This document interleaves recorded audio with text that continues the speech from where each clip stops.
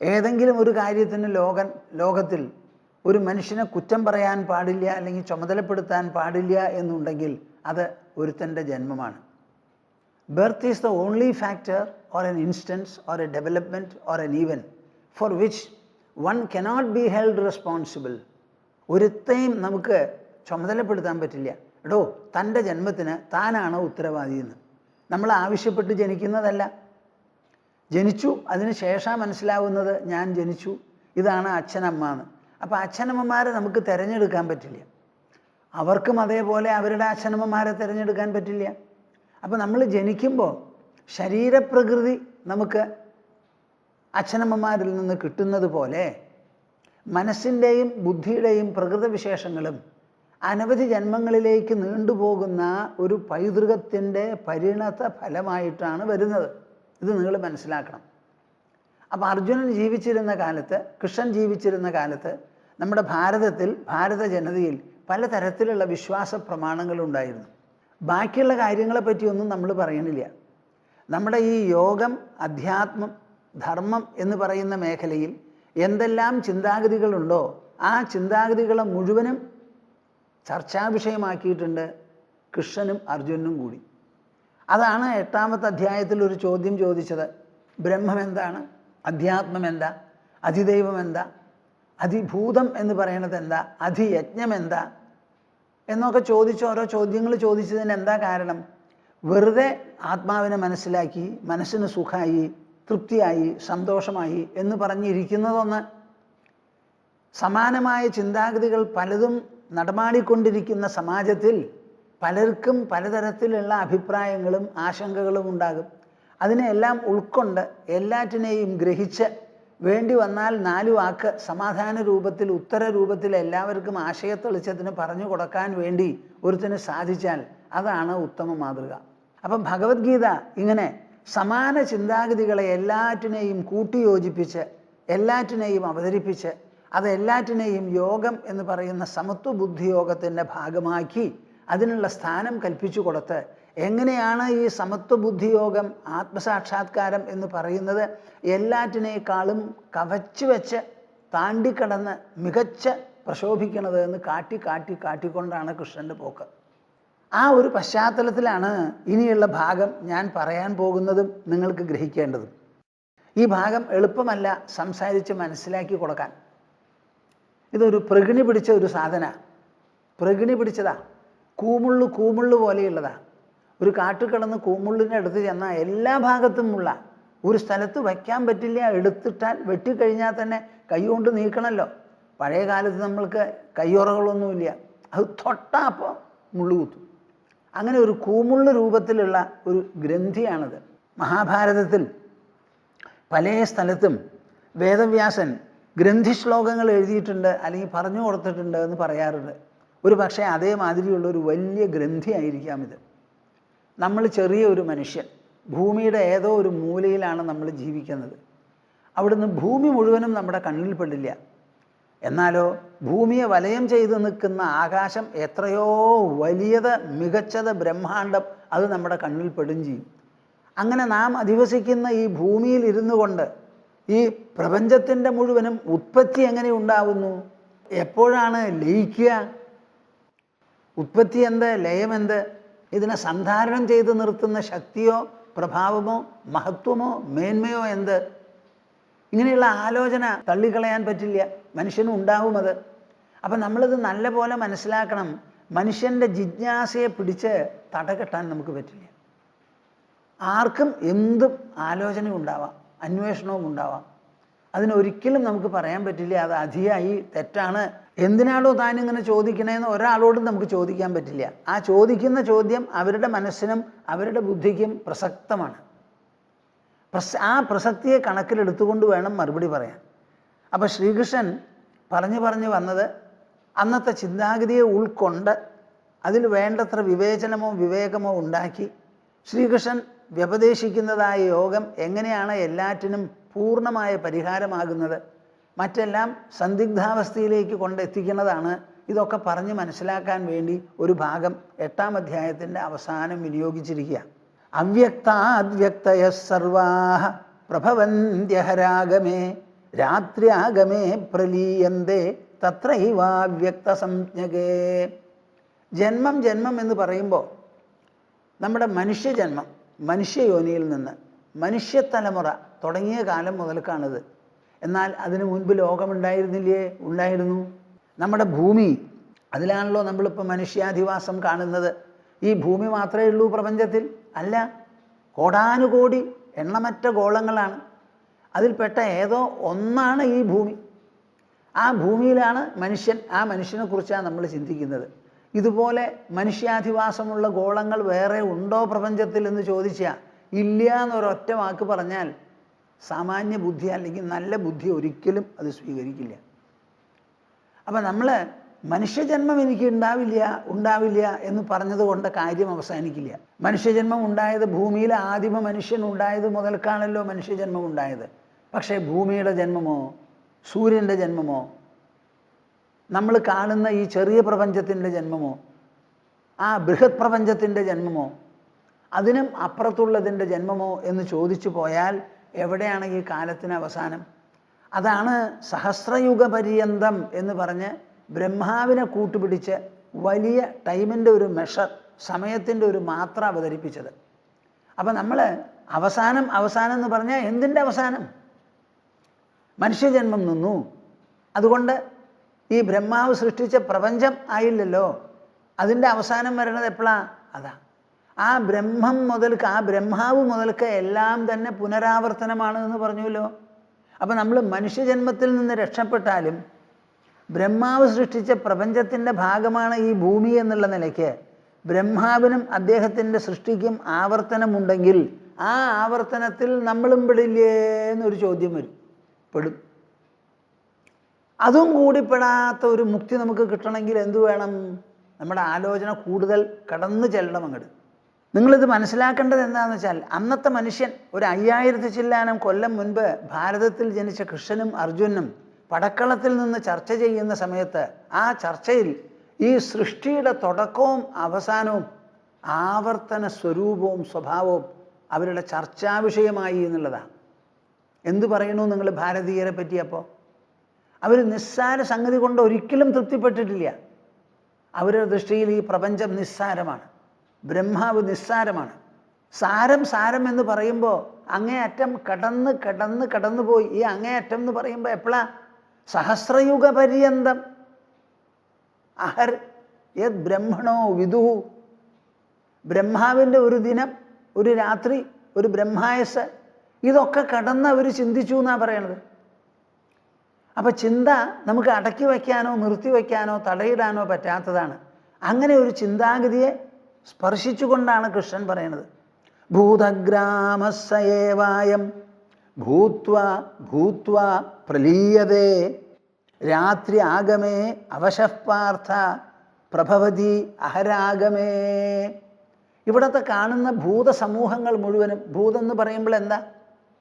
സാധാരണ നിലയ്ക്ക് ചെറിയ ചെറിയ സാധനങ്ങൾ, ചരാചര വസ്തുക്കൾ ഭൂമിയിലുള്ളത്. ഭൂമി അടക്കം പഞ്ചഭൂതങ്ങൾ എന്തെല്ലാം ഉണ്ടോ അത് മുഴുവനും ഭൂതഗ്രാമമാണ്. അപ്പോൾ പഞ്ചഭൂതങ്ങൾ അടങ്ങുന്ന കണ്ണെത്താത്തതും ചിന്തിക്കാൻ പറ്റാത്തതുമായ ഈ ദൃശ്യപ്രപഞ്ചമുണ്ടല്ലോ, ആ പ്രപഞ്ചം മുഴുവനും ഭൂത്വാ പ്രലീയതേ. എന്താ അതിനർത്ഥം? ഉണ്ടായി. കേൾക്കുന്നുണ്ടോ നിങ്ങൾ പ്രേക്ഷകരെ? ഉണ്ടായി 2 തവണ ഉണ്ടായി എന്ന് പറഞ്ഞപ്പോൾ എന്താ അതിനർത്ഥം? ഒരിക്കൽ ഉണ്ടായി, നശിച്ചു, പിന്നെയും ഉണ്ടായി, നശിച്ചു, അത് കഴിഞ്ഞ് പിന്നെയും ഉണ്ടായി. അപ്പം ഇവിടെ ആവർത്തനമാണ് ഈ സമയത്തിൻ്റെ പ്രയാണത്തിൽ നടന്നുകൊണ്ടിരിക്കുന്നത്. അതിൽ മനുഷ്യൻ ജനിച്ചു മരിക്കുന്നത് മാതിരി ഭൂമി ജനിച്ചു മരിക്കുന്നു, ബ്രഹ്മാണ്ടം ജനിച്ചു മരിക്കുന്നു. ഉത്പത്തി ലയങ്ങൾക്ക് വിധേയമാണ് ഇവിടെ ഉള്ളതെല്ലാം. നിങ്ങൾക്ക് എന്തൊക്കെ ഭാവന ചെയ്യാൻ പറ്റുമോ അത് മുഴുവനും ഉത്പത്തി ലയങ്ങൾക്ക് വിധേയമാണ്. അപ്പോൾ ഭൂത്വാ പ്രലീയതേ. എപ്പോ? രാത്രിയാഗമേ. നമ്മുടെ വ്യക്തിക്ക് എങ്ങനെ രാത്രിയോ അതുപോലെയാണ് പ്രപഞ്ചത്തിനും രാത്രി. വ്യക്തിയുടെ രാത്രി 24 മണിക്കൂറിനുള്ളിലാണ് സംഭവിക്കുന്നത്. പ്രപഞ്ചത്തിൻ്റെ രാത്രിയോ ഏത് പ്രപഞ്ചമാണോ അതനുസരിച്ചാണ്. ബ്രഹ്മാവിൻ്റെ പുരുഷായസ് കഴിഞ്ഞാൽ അദ്ദേഹം സൃഷ്ടിച്ച ലോകവും അദ്ദേഹവും അങ്ങോട്ട് പോകും. പിന്നെ പുതിയ ഒരു ബ്രഹ്മാവ് അവിടെ വരും, സൃഷ്ടിയും വരും. ഇങ്ങനെ ഈ ബ്രഹ്മാവിന് മേതെ ബ്രഹ്മബ്രഹ്മം എന്നുണ്ടെങ്കിലോ അതിനും ഇത് തന്നെയാണ്. അപ്പം ഈ ലോകത്തിൽ ആവർത്തനമില്ലാത്ത ഒന്നുമില്ല. ആ ആവർത്തനം മുഴുവൻ ഏതുപോലെ നടക്കുന്നു? ജാഗ്രത, എണീക്കുമ്പോൾ ജാഗ്രത. കുറേ കാലം നമ്മൾ കുറേ മണിക്കൂറുകളോളം ഉണർന്നിരുന്നു. അത് കഴിഞ്ഞാൽ വൈകുന്നേരം ആകുമ്പോൾ കണ്ണടഞ്ഞു എന്ന് പറഞ്ഞ് കിടന്നുറങ്ങി. വെളുപ്പാൻ കാലത്ത് എണീറ്റു. ഇങ്ങനെ എത്ര ഉറക്കവും എത്ര ഉണർവുമാണ് നമുക്ക് സംഭവിച്ചിരിക്കുന്നത് ഒരു ജീവിതത്തിൽ. ഇത് ഭൂമിയിലുള്ള ഒരു മനുഷ്യൻ, ഒരു വ്യക്തിക്ക് നടക്കുന്നതാണ് ഈ രാപ്പകലുകൾ. അപ്പം ഭൂമിക്ക് എത്ര രാപ്പകലുകൾ ഉണ്ടാവണം? ഭൂമി അടങ്ങുന്ന ബ്രഹ്മാണ്ടത്തിന് എത്ര പകലുകൾ ഉണ്ടാകണം? ഇങ്ങനെ ആലോചിച്ച് നോക്കുമ്പോൾ ഭൂതഗ്രാമസയേവായം, ഇവിടെ നാം കാണുന്ന ഈ ഭൂതങ്ങൾ, പഞ്ചഭൂതങ്ങൾ ഉണ്ടല്ലോ, അതിൻ്റെ സമൂഹം അതൊരേ ഒരു സമൂഹമാണ്. അത് ഒരു കാലത്തുണ്ടാവണം, അത് കഴിഞ്ഞാൽ അത് ലയിക്കണം, രണ്ടാമതും അത് വരണം. ഇങ്ങനെ ഉണ്ടായി മറിഞ്ഞ് ജനിച്ച് മരിച്ച് ഉദ്ഭവിച്ച് ലയിച്ച് അങ്ങനെ നടന്നുകൊണ്ടിരിക്കുന്നതാണ്.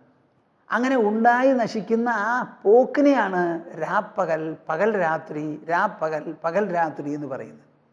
അപ്പം ഈ പ്രപഞ്ചം മുഴുവനും പകൽ രാത്രിക്ക് വിധേയമാണ്.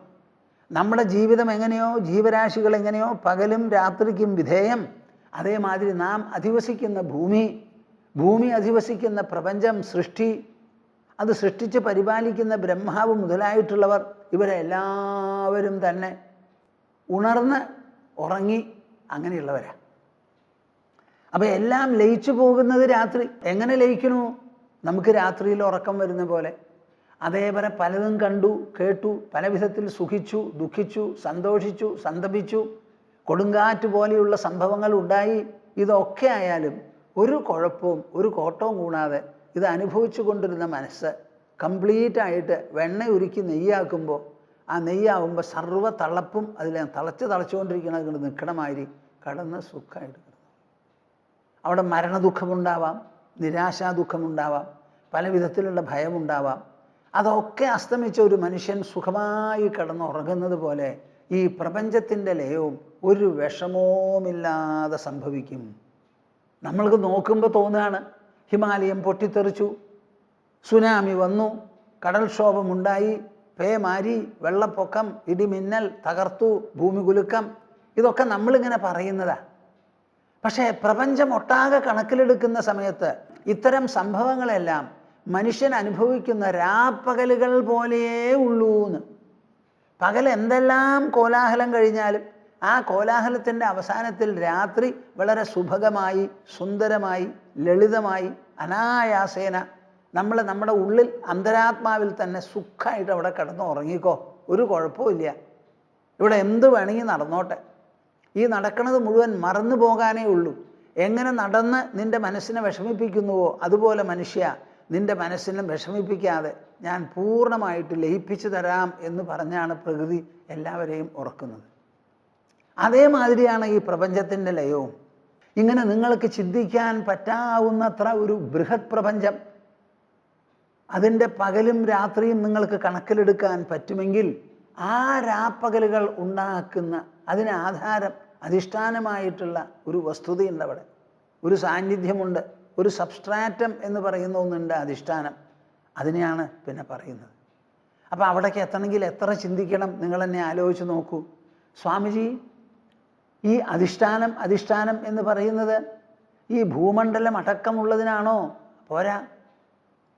ബ്രഹ്മാവ് സൃഷ്ടിച്ച പ്രപഞ്ചത്തിന് മുഴുവൻ മനസ്സിൽ വിഭാവനം ചെയ്യൂ, ബ്രഹ്മാവിന് വിഭാവനം ചെയ്യൂ.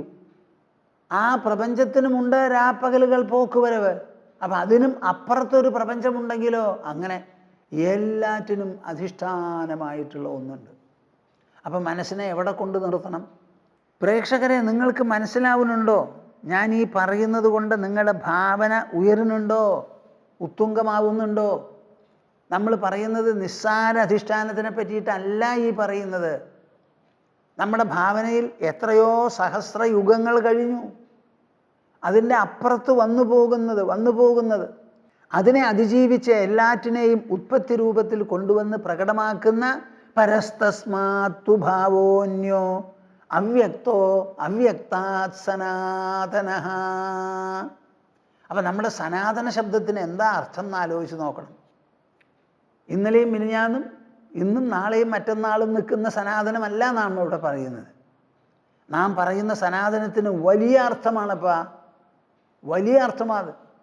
പരസ്തസ്മാത്തു ഭാവോന്യോ അവ്യക്തോ അവ്യക്താത് സനാതനഃ യസ്സ സർവേഷു ഭൂതേഷു നശ്യത്സു ന വിനശ്യതി. എവിടേക്ക് എത്തിച്ചു നമ്മുടെ മനസ്സിനെയും ഭാവനയെയും ബുദ്ധിയെയും? ബ്രഹ്മാവിനെയും കൂടി അതിക്രമിച്ച് അതിശയിച്ച് കടന്ന് അതിൻ്റെ അപ്പുറത്ത് എത്രയെല്ലാം വിപുലമായ പ്രപഞ്ചമുണ്ടോ ആ പ്രപഞ്ചത്തിൻ്റെ ഭൂതങ്ങൾ, ഉത്പത്തി ലയങ്ങൾ, അതിനൊക്കെ മീതെ അത് മുഴുവനും സാധ്യമാക്കിക്കൊണ്ട് സ്വയം നശിക്കാതെ എല്ലാറ്റിനും അധിഷ്ഠാനമായിട്ടുള്ള ആ വിശേഷപ്പെട്ട ഒരു തത്വം. പരസ്തസ്മാത്തു ഭാവോന്യോ, ഭാവം എന്നാ പറയുന്നത്. അതിനെ ഭാവന ചെയ്തോളൂ നിങ്ങളുടെ മനസ്സുകൊണ്ട്, അതിനെ ആലോചിച്ച് നോക്കിക്കോളൂ. നിങ്ങളുടെ ബുദ്ധിക്കും മനസ്സിനും അങ്ങനെ ഒരു തത്വരൂപത്തിൽ, ഒരു ഭാവരൂപത്തിൽ പ്രകാശിക്കുന്നതാണത്. അതിന് നമുക്ക് ടെലിസ്കോപ്പിലോ മൈക്രോസ്കോപ്പിലോ പിടിക്കാൻ പറ്റില്ല. ഈ ഭൂമിയിലുള്ള ഏതെങ്കിലും ഒരു ദ്രവ്യത്തെ ഭേദിച്ച് ഭേദിച്ച് ഭേദിച്ച് ഭേദിച്ച് അതിൻ്റെ അവസാന നില കണ്ടെത്തിയാൽ കിട്ടുന്നതല്ലാതെ ഈ പ്രപഞ്ചത്തിനെ മുഴുവൻ ഗ്രസിച്ച് നിൽക്കുന്ന, ഈ പ്രപഞ്ചത്തിനെ മുഴുവൻ പ്രകടമാക്കുന്ന, അതിൻ്റെ രാപ്പകലുകൾ ഉണ്ടാക്കി തീർക്കുന്ന, ആവർത്തനം ഉണ്ടാക്കി തീർക്കുന്ന വിശേഷപ്പെട്ട ഒരധിഷ്ഠാനമുണ്ട്. ആ അധിഷ്ഠാനത്തിനെയാണ് അവ്യക്താത് അവ്യക്ത സനാതന. സാധാരണ ഒരു അവ്യക്തത്തെ പറ്റി നമ്മൾ പറയും. എന്താണത്? ഈ പ്രപഞ്ചം മുഴുവനും സൃഷ്ടി മുഴുവനും ത്രിഗുണങ്ങൾ കൊണ്ടുണ്ടായതാണ്. ഏതാ ത്രിഗുണങ്ങൾ? സത്വഗുണം, രജോ ഗുണം, തമോ ഗുണം. ഇത് കെമിസ്ട്രിയുടെ എലിമെൻസ് അല്ല. അപ്പം അത് നമ്മൾ സൃഷ്ടി എന്ന് പറയുമ്പോഴല്ലോ, ആ സൃഷ്ടിയിൽ സത്വഗുണം എന്ന് പറയുന്നത് ആധ്യാത്മികമായ ഒരു സങ്കല്പം, ഒരു ഘടകമാണത്, ഒരു പോസ്റ്റുലേറ്റ് എന്ന് പറയാം. അങ്ങനെ സത്വം, രജസ്, തമസ് എന്ന് പറയുന്ന 3 ഗുണങ്ങൾ പരസ്പരം പ്രതികരിച്ച് പ്രതികരിച്ച് ഉണ്ടാവുന്നതാണ് ഈ പ്രപഞ്ചം മുഴുവനും. അങ്ങനെയാണ് ഈ സ്ഥൂലമായ ഒരു നിലയിൽ നിന്ന് ഘനീഭവിച്ച് ഈ സ്ഥൂലത്വം മുഴുവൻ ഉണ്ടാകുന്നത്. ആ സൂക്ഷ്മത ഘനീഭവിച്ച് സ്ഥൂലമുണ്ടാകുന്ന പ്രക്രിയയിൽ ഈ സത്വരജസ് തമോ ഗുണങ്ങളുടെ പരസ്പര പ്രതികരണങ്ങളാണ് ഹേതു. ആ 3 എണ്ണം പരസ്പരം പ്രതികരിക്കാതെ സമതുലിതാവസ്ഥയിൽ ഇരുന്ന സമയത്ത് എല്ലാം കാണപ്പെടാതെ വ്യക്തരൂപമില്ലാതെ അവ്യക്തമായിരുന്നു. ആ അവ്യക്തതയിൽ നിന്നാണ്, അല്ലെങ്കിൽ അവ്യക്തത്തിൽ നിന്നാണ് ഈ സത്വരജസ്തമോ ഗുണങ്ങൾക്ക് ഒരു ഭ്രംശം സംഭവിച്ച് ആ ഭ്രംശത്തിൽ നിന്ന് ഇടയിളക്കമുണ്ടായി, ഒന്ന് മറ്റൊന്നിനോട് പ്രതികരിച്ചു, അത് ഇങ്ങോട്ട് പ്രതികരിച്ചു. അങ്ങനെ കൂട്ടായ പ്രതികരണത്തിൽ സംഭവിച്ചതാണ് ഈ ഘനീഭൂതമായ പ്രപഞ്ചം. ആ അവ്യക്തത്തെക്കാൾ വിശേഷപ്പെട്ട ഒരു അവ്യക്തം. അപ്പോൾ നമ്മുടെ ഭാവന എവിടം വരെ പോകണം എന്ന് ആലോചിച്ച് നോക്കൂ. അവിടെ ചെല്ലാൻ നമുക്ക് വേറെ എന്തെങ്കിലും വഴിയുണ്ടോ? വഴിയില്ല. നമ്മുടെ ടെലിസ്കോപ്പോ മൈക്രോസ്കോപ്പോ അവിടെ എത്തില്ല. പിന്നെ അവിടെ എത്തണത് എന്താ? നമ്മുടെ ഉള്ളിലുള്ള മനസ്സും ബുദ്ധിയും മാത്രമേ അവിടെ എത്തുള്ളൂ. ഏത് ബുദ്ധിയും മനസ്സാണോ ടെലിസ്കോപ്പ് കൂടി മൈക്രോസ്കോപ്പിൽ കൂടി സൂക്ഷ്മദർശിനി, ദൂരദർശിനി ഇവയിലൂടെ നോക്കിക്കാണുന്ന ആ മനസ്സും ബുദ്ധിയും ഉണ്ടല്ലോ, ആ മനസ്സും ബുദ്ധിയും അവ രണ്ടും വിട്ട് സ്വയം ആലോചിക്കുക. നമ്മളൊക്കെ മനുഷ്യരാണ്. ആദിമ മനുഷ്യൻ ഒരാളുണ്ടായി. എവിടെ നിന്നുണ്ടായി? അമാനുഷനിൽ നിന്നുണ്ടായവനാവണം ആദിമ മനുഷ്യൻ. ആ മനുഷ്യൻ ജനിച്ചത് എവിടെയാ? ഭൂമിയിൽ. ഈ ഭൂമി ജനിച്ചത് എവിടെയാ? സൃഷ്ടികോശത്തിൽ. സൃഷ്ടികോശം എവിടെയാണ് നിൽക്കുന്നത്? അതിനും അപ്പുറത്തുള്ള ഒരാധാരത്തിൽ. അങ്ങനെ എത്ര ആധാരങ്ങൾ വേണമെങ്കിൽ നിങ്ങൾ വിഭാവനം ചെയ്തോളൂ, അതിനും അപ്പുറത്തുള്ള മഹത്തായ ഒരാധാരവും ഒരധിഷ്ഠാനവുമുണ്ട്. ആ അധിഷ്ഠാനത്തെയാണ് സനാതനം സനാതനം സനാതനം എന്ന് പറയുന്നത്.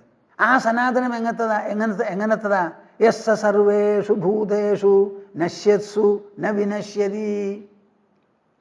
എല്ലാ ഭൂതങ്ങളും നശിക്കുന്ന സമയത്തും ആ നാശത്തിന് അധിഷ്ഠാനമായി, അതിൽ ഉൾപ്പെടാതെ, അതിൽ അടങ്ങാതെ, അതിൽ ഉൾക്കൊള്ളാതെ സ്വന്തമായി സ്വതന്ത്രമായി അധിഷ്ഠാനമായി പ്രകാശിക്കുന്നു. അത് എവിടെ പോയി അപ്പോൾ കാര്യം? നമ്മൾ ഏതാനും ദശാബ്ദങ്ങൾ മുമ്പ് ജനിച്ച ഒരു മനുഷ്യനാണ്. ആ മനുഷ്യൻ്റെ മനസ്സിലൂടെയും ബുദ്ധിയിലൂടെയും നാം ഭാവന ചെയ്തെടുക്കുന്ന സനാതനത്വം, അതിന് പഴക്കം എത്രയുണ്ടെന്നാണ് നിങ്ങൾ വിചാരിക്കണത്? എത്രയെത്രയോ പ്രപഞ്ചങ്ങൾ ഉത്പത്തിയാവുന്നതിന് മുൻപ് തന്നെ അതുണ്ട് എന്ന് പറഞ്ഞ് മനസ്സ് അങ്ങോട്ട് ചെല്ലുമ്പോൾ അവിടെ മാത്രകളൊന്നുമില്ല, അളവൊന്നുമില്ല, വർഷങ്ങളൊന്നുമില്ല പറയാൻ. കാലാതീതമായ ഒരു നിലയിലേക്കാണ് മനസ്സ് കുതിക്കുന്നത്, ബുദ്ധി ചെല്ലുന്നത്. പരസ്തസ്മാത്തു ഭാവോന്യോ അവ്യക്തോ അവ്യക്താത് സനാതനഃ യസ്സ സർവേഷു ഭൂതേഷു നശ്യത്സു ന വിനശ്യതി. ഇതെന്തിനാ കൃഷ്ണൻ പറയുന്നത്? ആ ബ്രഹ്മഭുവനാല്ലോകാഃ പുനരാവർത്തിനോർജുന മാമുപേത്യതു കൗന്തേയ പുനർജന്മ ന വിദ്യതേ. ബ്രഹ്മാവ് മുതൽക്കുള്ള ലോകങ്ങൾ മുഴുവനും പുനരാവർത്തനത്തിന് വിധേയമാണ്. അപ്പം നമ്മൾ ഈ ലോകത്തിൽ ജീവിക്കുമ്പോൾ വേദങ്ങൾ എത്ര അപൗരുഷേയമായാലും ആ വേദങ്ങളിലുള്ള യാഗങ്ങളും യജ്ഞങ്ങളും കർമ്മങ്ങളും, ജ്യോതിഷ്ഠോമ യാഗങ്ങൾ നടത്തി കിട്ടുന്ന സ്വർഗം, അശ്വമേധയാഗം നടത്തി കിട്ടുന്ന വേറെ വലിയ നേട്ടം, ഇങ്ങനെ എന്തെല്ലാം ഉണ്ടോ അത് മുഴുവനും പുനരാവർത്തിനോർജുന, പുനരാവർത്തനത്തിന് വിധേയമാണ് എന്ന് പറഞ്ഞു. അപ്പം ഈ പുനരാവർത്തനമില്ലാത്ത ഒരു സ്ഥിതി കിട്ടണമെങ്കിൽ എന്തു വേണം? മാമുപേത്യതു കൗന്തേയ പുനർജന്മന വിദ്യതേ. എന്നെ പ്രാപിച്ചു കഴിഞ്ഞാൽ പിന്നെ പുനർജന്മം ഉണ്ടാവില്ല. ആരാണ് ഈ ഞാൻ? ആ ഞാനെയാണ് കൃഷ്ണൻ ഇവിടെ വിവരിക്കുന്നത്. പരസ്തസ്മാത്തു ഭാവോന്യോ അവ്യക്തോ അവ്യക്താത് സനാതനഃ യസ്സ സർവേഷു ഭൂതേഷു നശ്യത്സു ന വിനശ്യതി. എന്ത് ഭൂതങ്ങളാകട്ടെ, ഭവിച്ചതൊക്കെ ഭൂതമാണ്. കാലത്തിൻ്റെ തുടക്കത്തിൽ ഒന്നും ഉണ്ടായിരുന്നില്ല. കാലം തുടങ്ങിയതോടുകൂടി പഞ്ചഭൂതങ്ങളോ അതുപോലെയുള്ള സാധനങ്ങളോ ഉണ്ടായി. അങ്ങനെ ഉണ്ടായി എന്ന് പറയാൻ എന്തൊക്കെയുണ്ടോ അതൊക്കെ ഭൂതമാണ്. ആ ഭൂതങ്ങളെല്ലാം നശിക്കുന്ന സമയത്തും ഈ അവ്യക്തത്തിന് ഒരു നാശവുമില്ല. അവ്യക്തം എന്ന് പറഞ്ഞാൽ എന്താ? നമുക്ക് ഈ ലോകത്തിനെ ഗ്രഹിക്കാൻ എല്ലാം കൂടി 5 ഇന്ദ്രിയങ്ങളേ ഉള്ളൂ. കണ്ണ്, മൂക്ക്, ചെവി, നാവ്, ത്വക്ക്. ഈ ലോകം എത്രയോ എവിടെയോ എങ്ങനെയൊക്കെയോ ഇരുന്നോട്ടെ, നമുക്ക് ഗ്രഹിക്കാനായി നമ്മുടെ കയ്യിൽ 5 ഇന്ദ്രിയേ ഉള്ളൂ. ആ 5 ഇന്ദ്രിയങ്ങൾ കൊണ്ട് ഗ്രഹിക്കാവുന്നതൊക്കെ ഭൂതങ്ങളാണ് ഇവിടെ. നമുക്കൊരു അണുവിനെ ഗ്രഹിക്കാം, ഈ ഭൂമിയെ ഗ്രഹിക്കാം. അനവധി ഗോളങ്ങളുണ്ട്, ശനി, സൂര്യൻ, ഇങ്ങനെ എല്ലാറ്റിനെയും നമുക്ക് ഗ്രഹിക്കാം. അങ്ങനെ ഗ്രഹിക്കാവുന്ന ഭൂതങ്ങൾ എന്തെല്ലാം ഉണ്ടോ അത് നശിക്കുന്ന സമയത്ത് അതിന് ഒരു നാശവുമില്ല. അവ്യക്തോക്ഷര ഇത്യുക്തഃ തമാഹു പരമാം ഗതിം യം പ്രാപ്യ നിവർത്തന്തേ തദ്ധാമ പരമം മമ. അവ്യക്തോക്ഷര ഇത്യുക്തഃ. പ്രേക്ഷകരെ, നിങ്ങൾ കേൾക്കുന്നുണ്ടോ? എൻ്റെ കണ്ണ് ഒരു നിലയ്ക്ക് മൂടിപ്പോവാ ഞാനിതിനെപ്പറ്റി പറയുമ്പോൾ. തുറന്ന് പറയാൻ എനിക്ക് തോന്നുന്നില്ല, മൂടി പറയാനാ തോന്നുന്നത്. മൂടുമ്പോൾ ആ ഉള്ളിലുള്ള ഒരു അനുഭൂതിയുണ്ട്, ഒരു ഉജ്ജ്വലത, ഒരു തരത്തിലുള്ള ഒരു സാന്ദ്ര പ്രകാശമാണത്. പുറത്ത് നാം കാണുന്നതൊക്കെ സ്ഥൂല വസ്തുക്കളാണ്. അതിന് നാമമുണ്ട്, രൂപമുണ്ട്, ആകൃതിയുണ്ട്, ഒക്കെയുണ്ട്. കണ്ണങ്ങട് അടച്ചാൽ നമുക്ക് അനുഭവപ്പെടുന്നത് അതിന് രൂപമുണ്ടാവില്ല. അത് ശരീരത്തിൻ്റെ ഉള്ളിൽ ചൂട് എങ്ങനെ പുറത്തു വരുന്നോ അതേമാതിരി ചൂടിനെ പോലും ഉണ്ടാക്കിക്കൊണ്ട് നിൽക്കുന്ന ആത്മാ എന്ന് പറയുന്ന ആ ദിവ്യ സാന്നിധ്യമാണ്. ആ സാന്നിധ്യത്തിൻ്റെ പ്രസരണമാണ് കണ്ണടയ്ക്കുമ്പോൾ അനുഭവത്തിൽ വരുന്നത്. ആ കണ്ണടച്ചങ്ങനെ സംസാരിക്കുമ്പോൾ ആ സംസാരിക്കുന്നത് കുറച്ചും കൂടിയും ആസ്വാദ്യമായിട്ട് എനിക്ക് തോന്നും. പക്ഷെ നിങ്ങളെല്ലാവരും സ്വാമിജി കണ്ണടച്ച് സംസാരിക്കുന്നത് ഇഷ്ടപ്പെടില്ല. അതുകൊണ്ട് ഞാൻ കുറച്ച് ബുദ്ധിമുട്ടി തുറക്കുക. ചില സമയത്ത് എനിക്ക് തുറക്കാൻ പറ്റണില്ല. അവ്യക്തോക്ഷര ഇത്യുക്തഃ തമാഹു പരമാം ഗതിം. നിങ്ങളുടെ മനസ്സങ്ങോട്ട് കുതിക്കട്ടെ. എത്രയോ പ്രപഞ്ചങ്ങൾ ആവർത്തന രൂപത്തിൽ വന്നു പോണു. അവസാനം ഇതിൻ്റെ എല്ലാറ്റിൻ്റെയും ഒരു മൂലം ഒന്നുണ്ട്. ആ മൂലത്തിൽ നിന്ന് ആദ്യമായിട്ടുള്ള ആവർത്തനം തുടങ്ങാൻ പോവാണ്. ആ ബൃഹദാവർത്തനം, അതിൻ്റെ ഉള്ളിൽ ചെറിയ ചെറിയ ആവർത്തനങ്ങൾ, അതിൽപ്പെട്ട ഭൂമി, അതിൽപ്പെട്ട മനുഷ്യരാശി, നമ്മൾ ജീവിച്ചിരിക്കുന്ന 50, 60, 70, 80, 90 കാലം. അപ്പം അങ്ങനെ ഒരു വിശേഷപ്പെട്ട നിലയിലെത്തിയിട്ട് പറയുകയാണ് അവ്യക്തോക്ഷര ഇത്യുക്തഃ. അതിനെയാണ് അങ്ങേ അറ്റത്ത അവ്യക്തം എന്ന് പറയുന്നത്. വേറെ ഒരു വാക്കെന്താ? അക്ഷരം. അക്ഷരമാണത്. അവ്യക്തോക്ഷര ഇത്യുക്തഃ. ക്ഷരം എന്ന് പറഞ്ഞാൽ എന്താ? നശിക്കുന്നത്. അക്ഷരം എന്ന് പറഞ്ഞാലോ നാശമില്ലാത്തത്. ഇവിടെ എന്തിനൊക്കെയാ നാശം? ആ ബ്രഹ്മഭുവനാലോകാഹ പുനരാവർത്തിനോർജുന. ബ്രഹ്മാവിൽ നിന്ന് ആരംഭിച്ച എല്ലാം തന്നെ പുനരാവർത്തനമുള്ളതാണ്. അപ്പം അതൊക്കെ ക്ഷരമാണ്. നമ്മളെ സൃഷ്ടിച്ച ബ്രഹ്മാവ് ക്ഷരനാണ്. പിന്നെയാണോ നമ്മളെ ലോകവും നമ്മളും? അപ്പം ബ്രഹ്മാവിനെയൊക്കെ കവച്ച് വെച്ച് ബ്രഹ്മലോകം പ്രജാപതി ലോകമൊക്കെ വിട്ട് നമ്മൾ പോയി കഴിഞ്ഞു. അങ്ങനെ പോയിട്ടുള്ള ആ അവ്യക്തം അക്ഷരമുണ്ടല്ലോ, അക്ഷര ശബ്ദം കൊണ്ട് സൂചിപ്പിക്കുന്നത് ആ അങ്ങേ അറ്റത്തെ ഒരു സാധനത്തെയാണ്. തമാഹു പരമാം ഗതിം, അതാണ് പരമഗതി. ആ പരമഗതിയാണ് ഞാൻ പറയുന്നത് കേട്ട് സാധന ചെയ്ത് മനസ്സിനെ വേണ്ടതുപോലെ മെരുക്കിയെടുത്ത് ഒരു സമത്വം എന്ന് പറയുന്ന ഒരു നില കൈവരിച്ചാൽ കിട്ടുന്ന ആ വിശേഷപ്പെട്ട സ്ഥിതി ഉണ്ടല്ലോ, അതാ അക്ഷരസ്ഥിതിയാണ്. നമ്മുടെ ശരീരം ക്ഷരമാണ്. ശരീരത്തിൻ്റെ ഉള്ളിലുള്ള മനസ്സും ഒരളവ് വരെ ക്ഷരമാണെന്ന് വിചാരിച്ചോളൂ. പക്ഷേ ആ മനസ്സിൻ്റെ ഭാവനകളും വിചാരങ്ങളും സങ്കല്പങ്ങളും എല്ലാം തന്നെ അസ്തമിച്ച് നമ്മുടെ ഉള്ളിൽ ഉദിക്കുന്ന ആ ഒരു സർവാത്മസ്ഥിതി ഉണ്ടല്ലോ, ആത്മൗപമ്യേന സർവത്ര സമം പശ്യതിയോർജുന സുഖം വാ യതി വാ ദുഃഖം സ യോഗി പരമോ മതഃ സർവഭൂതസ്ഥിതം യോ മാം ഭജതി ഏകത്വം ആസ്ഥിതഃ. കേൾക്കുന്നുണ്ടോ പ്രേക്ഷകരെ നിങ്ങൾ? ഇങ്ങനെ ഒരു കാര്യം ആ മനസ്സിൽ ഉദിക്കുന്നതൊക്കെ ക്ഷരമാണ്. മനസ്സ് തന്നെ അസ്തമിച്ച് നിശ്ചലമായി നിശ്ചിന്തമായി എവിടുന്ന് എല്ലാം ഉദ്ഭവിക്കുന്നുവോ ആ ഉദ്ഭവ കേന്ദ്രത്തിലേക്ക് നമുക്ക് എത്തിച്ചേരാൻ സാധിച്ചാൽ അവിടെ അനുഭവപ്പെടുന്ന ആ വിശേഷപ്പെട്ട സ്ഥിതിയാണ് എൻ്റെ സ്ഥിതി, എന്നോട് ചേരല്. യം പ്രാപ്യ ന നിവർത്തന്തേ തദ്ധാമ പരമം മമ. അപ്പം കൃഷ്ണൻ പറയുന്ന എൻ്റെ സ്ഥിതി എന്നോട് ചേരൽ. എന്താണ് ഈ എന്നോട് ചേരൽ? പറഞ്ഞ കൃഷ്ണൻ ഇപ്പം ഇല്ല. 125 കൊല്ലം കഴിഞ്ഞ് അദ്ദേഹം പോയി, ശരീരം പോയി, അദ്ദേഹത്തിൻ്റെ വാക്കേ നമുക്കുള്ളൂ. അപ്പം കൃഷ്ണൻ എന്ന് പറയുന്ന വ്യക്തിത്വം എന്തിനെ സൂചിപ്പിക്കുന്നതാ? ശരീരത്തെയല്ല.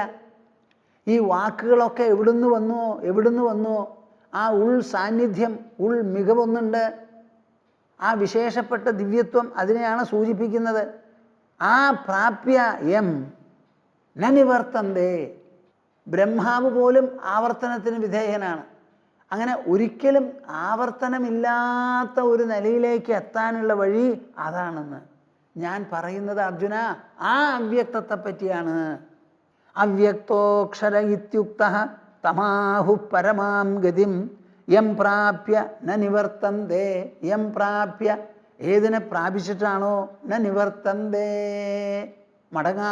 മടങ്ങി വരാത്തത്, തദ്ധാമ പരമം മമ, അതാണ് എൻ്റെ പരമമായ ധാമം, പാർപ്പിടം, ഇരിപ്പിടം, പരമപദം. ഞാൻ ഇത്രയൊക്കെ പറയണു, നിങ്ങൾക്കിത് മനസ്സിലാവുന്നുണ്ടോ? അപ്പോൾ കൃഷ്ണൻ പറയുന്നത്, നിങ്ങൾ നാമം ജപിച്ച് കൃഷ്ണൻ കൃഷ്ണ എന്ന് പറഞ്ഞ് എൻ്റെ അടുത്ത് വന്ന് ലയിക്കൂ എന്ന് പറഞ്ഞാൽ എവിടെയാണ് കൃഷ്ണൻ ലയിക്കാൻ? പോയില്ലേ അദ്ദേഹം. പിന്നെ നിങ്ങൾ എന്തിനോട് കൂടിയാണ് ഈ ലയിക്കാൻ പോണത്? ആരാണ് ഈ കൃഷ്ണൻ? കൃഷ്ണൻ പറയണു, നമ്മുടെ ഉള്ളിലൊക്കെ ആ അവ്യക്തമുണ്ട്. ആ അവ്യക്തമാണ് ഈ രാപ്പകലുകൾ ഉണ്ടാക്കുന്നത്. രാത്രി അവ്യക്തം പ്രതിഭാസിക്കുന്നു, പ്രകാശിക്കുന്നു. പകൽ മുഴുവൻ അത് വ്യക്തമായി. ഈ വ്യക്തത മുഴുവൻ രാത്രി എങ്ങനെ അസ്തമിക്കുന്നുവോ അതുപോലെ ഈ പ്രപഞ്ചവും അസ്തമിക്കും. അസ്തമിച്ചു കഴിഞ്ഞാൽ ഇല്ലാതെയാവുന്നില്ല, രണ്ടാമത് പകൽ വരുമ്പോൾ അത് ഉദ്ഭവിക്കും. അപ്പോൾ ഈ പ്രപഞ്ചത്തിൻ്റെ ബീജം മുഴുവനും ഉൾക്കൊണ്ടുകൊണ്ടാണ് നമ്മുടെ നിദ്ര സംഭവിക്കുന്നത്. ആ നിദ്രയും ഉണർവും അത് രണ്ടും ഉണ്ടാക്കി തീർക്കുന്ന ഒരു അധിഷ്ഠാനം നമ്മുടെ ഉള്ളിലുണ്ടല്ലോ. ഏതോ ഒന്ന് നമ്മളെ ഉണർത്തി 16-17 മണിക്കൂർ നേരം ഉണർത്തിയിരുത്തിയതിന് ശേഷം 6 മണിക്കൂർ നേരം അത് ഉറക്കുന്നു. അങ്ങനെ ഉണർത്തി സ്വപ്നം കാണിച്ച് അങ്ങനെ കഴിയുന്ന ഒരു അധിഷ്ഠാനം ഈ 3 എണ്ണത്തിൻ്റെയും അടിയിലുള്ളതുപോലെ ബ്രഹ്മാവ് മുതൽക്ക് ആവർത്തിച്ചു കൊണ്ടിരിക്കുന്ന ഈ പ്രപഞ്ചത്തിൻ്റെ അധിഷ്ഠാനമായി ഒന്നുണ്ട്. അതിനെയാണ് അവ്യക്തം, അക്ഷരം എന്ന വാക്കുകൊണ്ട് നാം സൂചിപ്പിക്കുന്നത്. അല്ലാതെ നിസ്സാരമായ ഒരു കാര്യത്തെയല്ല. അതുതന്നെയാണ് യം പ്രാപ്യന നിവർത്തന്തേ തദ്ധാമ പരമം മമ. അവിടെ ചെന്ന് പെടാൻ നമുക്ക് സാധിക്കണം. കൃഷ്ണൻ പറയുന്ന ഉപദേശം മുഴുവനും മനുഷ്യനെ അങ്ങനെ രാപ്പകലുകൾക്ക് അതീതമായിട്ടുള്ള ഒരു സ്ഥിതിവിശേഷത്തിൽ എത്തിച്ചേർക്കുന്നതാണ്. രാപ്പകലുകൾ നമ്മൾ അനുഭവിക്കുന്നുണ്ടല്ലോ. ഇതേപോലെ ഒരു രാപ്പകൽ തന്നെയല്ലേ പ്രപഞ്ചത്തിനും വരാൻ പോകുന്നത്. ഇപ്പോൾ പകൽ സമയമാണ്. ഇത് കഴിഞ്ഞ് പ്രപഞ്ചമില്ലാതെയാവുമ്പോൾ ഒരു പ്രപഞ്ച ഉറക്കമായി. അത് നമ്മുടെ ഉറക്കത്തിൽ നിന്ന് വ്യത്യാസപ്പെട്ടതല്ല. ഉറക്കം എന്നുള്ള നിലയ്ക്ക് രണ്ടും ഒരുപോലെയാണ്. നമ്മളത് അനുഭവിക്കുന്നത് 6-7 മണിക്കൂർ നേരം. പ്രപഞ്ചത്തിൽ ഇത് ഉണ്ടാകാൻ പോകുന്നത് 7 ലക്ഷം 7 കോടിയല്ല 7000 സമയാതീതമായിരിക്കുന്ന ഒരു കാലാവധിയാണതിന്. അപ്പോഴും ഇതേമാതിരി തന്നെയാണ് ഉറങ്ങി എണീക്കാൻ പോകുന്നത് പ്രപഞ്ചം. അത് രണ്ടിലും ഒരേ അവ്യക്തം അക്ഷരം തത്വം അധിഷ്ഠാനമായി നിൽക്കുന്നു. അതാണ് പരമധാമം. ഇങ്ങനെ ഒരു പുരുഷനെ പറ്റി, ഇങ്ങനെ ഒരു അവ്യക്തം അക്ഷരത്തെപ്പറ്റി നാം വിഭാവനം ചെയ്തു, പറഞ്ഞു, മനസ്സിലാക്കി കൊടുത്തു, സമ്മതിച്ചു. മനസ്സിലാവുന്നത് വരെ, ബുദ്ധിയിൽ ഗ്രഹിക്കുന്നത് വരെ സമ്മതിച്ചു. ഗ്രഹിച്ചു കഴിഞ്ഞതുകൊണ്ട് അത് നമുക്ക് കിട്ടുമോ? നമുക്കതിനെ പ്രാപിക്കാൻ പറ്റുമോ? സിദ്ധമാകുമോ? അനുഭവ സാക്ഷാത്കാരം സാധ്യമാണോ എന്നൊരു സംശയം നിങ്ങൾക്ക് തോന്നേണ്ടതാണ്. അതിന് മറുപടിയാണ് കൃഷ്ണൻ പറയണത്. പുരുഷസ്സ പരഃപാർത്ഥ ഭക്ത്യാ ലഭ്യസ്ത്വനന്യയാ യസ്യാന്തസ്ഥാനി ഭൂതാനി യേന സർവമിദം തതം. നോക്കൂ, ഇതൊക്കെ വലിയ ഭാവനകളാണപ്പാ. ഇങ്ങനെ ഒരു ഗീത എവിടെ ഉണ്ടായി എന്നാണ് ഞാൻ ചോദിക്കണം. പുരുഷ സ പരഃ പാർത്ഥ. അല്ലേ പാർത്ഥ? ആ അവ്യക്തം അക്ഷരം എന്ന് പറഞ്ഞ ആ ഒരു വിശേഷപ്പെട്ട സങ്കല്പമുണ്ടല്ലോ. ബ്രഹ്മാവടക്കം എല്ലാവരും ഉറക്കത്തിൽ എന്നതുപോലെ ഇല്ലാതെയായി പകൽ വരുമ്പോൾ ഉദ്ഭവിക്കുന്ന ആ വിശേഷപ്പെട്ട അധിഷ്ഠാന പൊരുൾ, അതിനെയാണ് പുരുഷ സഹ പരഃ പാർത്ഥ. അതാണ് പരമപുരുഷൻ. പരമപുരുഷൻ അത് പരമപുരുഷനാണ്. നമുക്ക് കിട്ടുമോ, സാധിക്കുമോ എന്ന് ചോദിക്കരുത്. ഭക്ത്യാ ലഭ്യസ്ത്വനന്യയാ. ഭക്തി കൊണ്ട് കിട്ടും. അനന്യയാ ഭക്തിയാ ലഭ്യ. അനന്യഭക്തിയെ പറ്റി ആദ്യമേ മുതൽക്ക് പറയുന്നുണ്ട്. ഭക്തി എന്ന് പറയുന്നത് മനുഷ്യൻ്റെ മനസ്സിൽ നിന്ന് മാത്രം നിർഗളിക്കുന്ന ഒരു ഭാവവിശേഷമാണ്. നിങ്ങൾ മനുഷ്യനാണോ? അതെ. നിങ്ങൾക്ക് മനസ്സുണ്ടോ? ഉവ്വ്. ഭാവാത്മകമാണോ മനസ്സ്? അതെ, അതും ശരിയാ. അങ്ങനെ ഭാവാത്മകമായ മനസ്സിൽ നിന്ന് ഈ അവ്യക്തവും അക്ഷരവുമായിരിക്കുന്ന ഒരു പൊരുളിനെ കുറിച്ച് ആലോചിച്ച് അതിനോട് തോന്നുന്ന സ്നേഹബദ്ധത, കൂറ്, കടപ്പാട്, പ്രതിബദ്ധത, ഇണക്കം, അതാണ് ഭക്തി. അതിനെ സമീപിക്കുന്ന കാര്യത്തിൽ നമുക്ക് ഒരു വിഷമവുമില്ല. അതിന് ബുദ്ധി വേണ്ട, പഠിപ്പ് വേണ്ട, ശാസ്ത്രം വേണ്ട, ഈ മാതിരിയുള്ള ചർച്ചകളും നമുക്ക് ആവശ്യമില്ല. വെറും മനസ്സ് മാത്രം മതി. ആ മനസ്സിൽ അതിനോടൊരു പ്രതിബദ്ധത തോന്നണം നിങ്ങൾക്ക്. പ്രതിബദ്ധത. ഒരു കുട്ടിക്ക് അമ്മയുടെ വിരൽ പിടിച്ച് നടക്കുന്ന സമയത്ത് ആ കുട്ടിക്ക് എന്താണോ പ്രതിബദ്ധത, ആ പ്രതിബദ്ധത. ആരെങ്കിലും വന്നാൽ അമ്മയുടെ അടുത്തേക്ക് ഓടിയാ പോവും, കയ്യാ പൊന്തിക്കും എടുക്കണം എന്ന് പറഞ്ഞ്. ആ കുട്ടിക്ക് എന്താ അറിവുണ്ടെന്നാണ് വിചാരിക്കണേ? അമ്മ എന്താന്ന് പറഞ്ഞാൽ അറിയില്ല, കുട്ടി എന്താണെന്ന് അറിയില്ല, ഒന്നും അറിയില്ല. എന്നാലും അമ്മയെ ആശ്രയിക്കുന്ന ഒരു സ്വഭാവം ആ കുട്ടിക്ക് സഹജമായിട്ടുണ്ട്. അതേപോലെ ഈ അക്ഷരവും അവ്യക്തവുമായിരിക്കുന്ന പുരുഷനോട് നമുക്ക് തോന്നുന്ന കടപ്പാട്, ഒരു കൂറ്, എന്തെങ്കിലും തരത്തിലുള്ള ഒരു ഇണക്കം, ഒരു സ്നേഹം, അതാണ് ഈ ഭക്തി. ഭക്തി നിർഗളിക്കുന്നത് മനുഷ്യൻ്റെ മനസ്സിൽ നിന്നും ഹൃദയത്തിൽ നിന്നുമാണ്. ഹൃദയവും മനസ്സും നമുക്കുണ്ട്. അപ്പം പിന്നെ ഭക്തിക്ക് കുറവ് വരേണ്ട ആവശ്യമില്ല. ആ ഭക്തി അനന്യമാകണം. അനന്യം എന്ന് പറഞ്ഞാൽ ഈ പ്രപഞ്ചത്തിൽ എന്തിനേയും നിങ്ങൾ സ്നേഹിക്കുന്നുണ്ട്, താല്പര്യമുണ്ടെങ്കിൽ അത് നമുക്ക് വേണം, കിട്ടണം, അതിൽ നിന്നുള്ള ലാഭം, നേട്ടം, ആസ്വാദനം വേണമെന്ന് പറഞ്ഞിട്ടല്ലേ സ്നേഹിക്കുന്നത്. ഈ പ്രപഞ്ചത്തിനെ മുഴുവനും ഉദ്ഭവിപ്പിച്ച് നിലനിർത്തുന്ന ആ മൂലപ്പൊരുളിനോട് അപ്പം എത്രത്തോളം താല്പര്യവും സ്നേഹവും നിങ്ങൾക്കുണ്ടാവണം. ഒരു പുഷ്പത്തിനോട്, അല്ലെങ്കിൽ കുറച്ച് സ്വർണത്തോട്, കുറേ ഭൂഖണ്ഡത്തോട് നിങ്ങൾക്ക് സ്നേഹമുണ്ടെങ്കിൽ ഈ പ്രപഞ്ചത്തിൻ്റെ മുഴുവൻ ഉറവിടമായ ആ സ്രോതസ്സുണ്ടല്ലോ, അതിനോട് എത്രത്തോളം നിങ്ങൾക്ക് താല്പര്യം വേണം. ഈ താല്പര്യത്തിന് കോടാനുകോടി സംഖ്യ കൊണ്ട് പെരുക്കിയാൽ കിട്ടുന്ന അത്ര താല്പര്യം വേണം. അതാണ് ഈ ഭക്തി, അനന്യഭക്തി. എനിക്ക് എന്തെല്ലാം സന്തോഷമോ സൗഭാഗ്യമോ ഈ ലോകവസ്തുക്കളിൽ നിന്ന് കിട്ടുന്നുണ്ടോ അല്ലെങ്കിൽ വേണമോ, ആ ലോകവസ്തുക്കളുടെ മുഴുവൻ ഉറവിടമായ സ്രോതസ്സിൽ നിന്ന് ഇത് മുഴുവനും ഇതിലേറെയും എനിക്ക് കിട്ടുമല്ലോ എന്ന് വിചാരിച്ച് ബാക്കി ഒന്നിലും താല്പര്യമില്ലാതെ മനസ്സിനെ ഈശ്വരാഭിമുഖം മാത്രമാക്കി കഴിഞ്ഞുകൂടുക. കൃഷ്ണ കൃഷ്ണ, ഗോവിന്ദ ഗോവിന്ദ, ഹരേ മുരാരേ, ഇത് മാത്രമേ വേണ്ടൂ, വേറെ ഒന്നും വേണ്ട. അനന്യമായ ഭക്തി, ആ അനന്യഭക്തി കൊണ്ട് ലഭ്യ ആര്? പുരുഷ സപരഃ പാർത്ഥ. ഞാൻ ഈ വിവരിച്ചു തന്ന പരമപുരുഷനുണ്ടല്ലോ, അവ്യക്തൻ, അക്ഷരൻ, ആ പരമപുരുഷനെ ലഭിക്കാൻ അനന്യമായ ഭക്തി മാത്രം മതി. ആ അനന്യഭക്തി കൊണ്ട് അദ്ദേഹത്തിനെ സമീപിക്കാൻ വല്ല വിഷമമുണ്ടോ? അത് എന്തെങ്കിലും തരത്തിലുള്ള ഒരു കുറവോ ഒരു നിഷേധമോ ആണോ? അല്ല.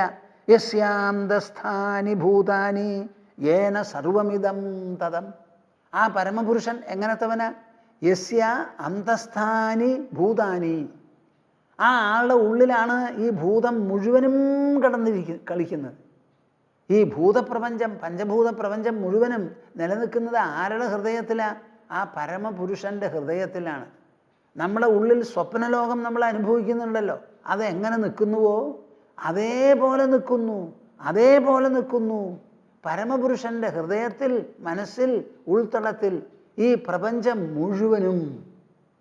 യസ്യാന്തസ്ഥാനി ഭൂതാനി, ഉള്ളിലിരിക്കുക മാത്രമല്ല, ഏന സർവമിദം തതം.